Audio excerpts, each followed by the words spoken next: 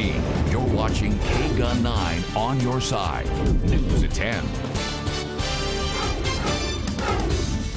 We begin tonight with several breaking news stories. 9 on your side's Ricky Mitchell is live in Vail, where there's an active SWAT situation. Maggie Vespa just back from Mount Lemmon, where human remains were found. And Corey Marshall is at a water main break on the east side. But first, we begin with Ricky in Vail. Ricky, what can you tell us about that SWAT situation?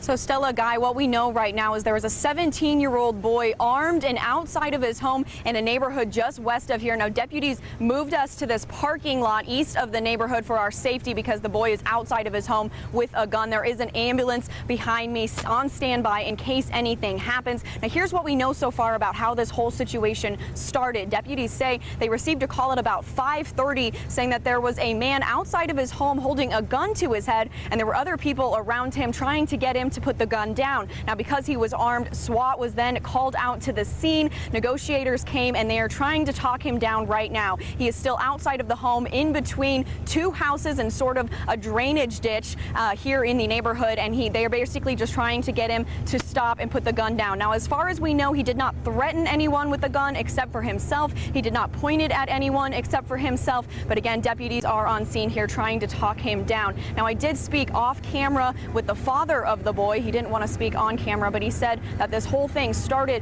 because his son got into an argument with his girlfriend. Now, again, back out here live, deputies are on scene still in the neighborhood just to the west of where I'm standing right now. Negotiators trying to talk this boy down, and we will keep you updated with any developments as we get them. Reporting live from Vail, I'm Ricky Mitchell, KGUN-9 on your side. Thank you, Ricky.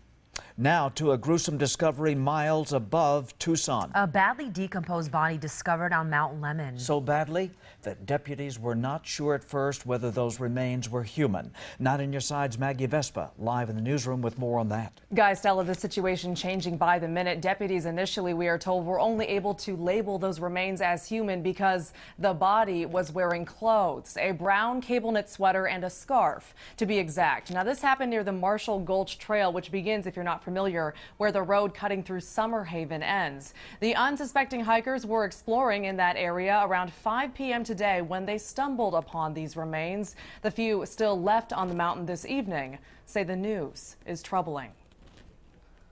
It's pretty shocking and unexpected. We've only seen a couple of hikers and maybe 3 cars passing by, so in a very busy area today.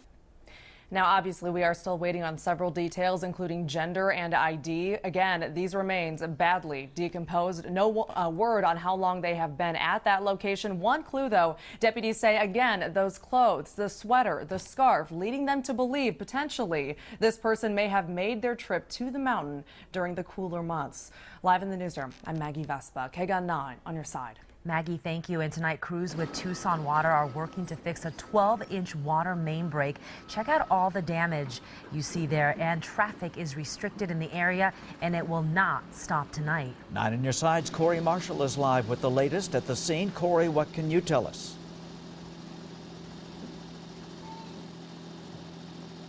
Yeah, this happened actually just after 6. We just spoke with a spokesperson for Tucson Water who says construction crews were working on a sewer main here at Harrison and Escalante when they struck a 12-inch water line, rupturing that water line.